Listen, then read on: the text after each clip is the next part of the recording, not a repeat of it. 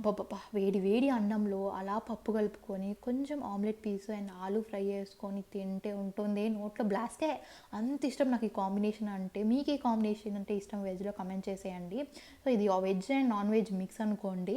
So mostly veg ఇక్కడ ఎక్కువ dominate చేసేస్తుంది కదా! సో అందుకే ఆమ్లెట్ చూపించబోతున్నాను రెసిపీ ఈరోజు. So 2 eggs omelette over rated అబ్బా! అందుకే 3 ఎగ్స్ తీసుకున్నాను. దాంట్లో కొంచెం ఆనియన్స్ అంటే ఒక హాఫ్ ఆనియన్ తీసేసుకున్నాను సన్న సన్నగా కట్ చేసుకొని, అండ్ ఒక చిల్లీ మొత్తం సన్న సన్నగా కట్ చేసుకొని వేసేసుకున్నాను. అండ్ చిల్లీ ఫ్లేక్స్ ఆప్షనల్, నాకు కొంచెం స్పైసీగా కావాలి కాబట్టి ఇలా వేసేసుకుంటున్నాను. అండ్ ఉప్పు కొంచెం పెప్పర్ వేసుకోండి. పెప్పర్ వేసుకోవడం వల్ల నీచు వాసన అనేది రాదంట. ఇవన్నీ వేసుకున్న తర్వాత బాగా బీట్ చేసుకోవాలి. వన్స్ బాగా బీట్ చేసుకున్న తర్వాత వీటిని ఇప్పుడు స్టవ్ మీద ప్యాన్ పెట్టుకొని, ప్యాన్లో ఒక టేబుల్ స్పూన్ ఆయిల్ వేసుకొని ఈవెన్గా స్ప్రెడ్ చేసుకోండి. అండ్ పెనం అనేది ఇలా పొగలొచ్చేలాగా బాగా కాగాలన్నమాట. ఇప్పుడు ఆ ఎగ్ బ్యాటర్ని వేసేసుకోండి. వేసేసుకొని బాగా అటు ఇటు ఈవెన్గా స్ప్రెడ్ చేసేసుకొని కొంచెం ఆయిల్ వేసుకోండి దానిపైన.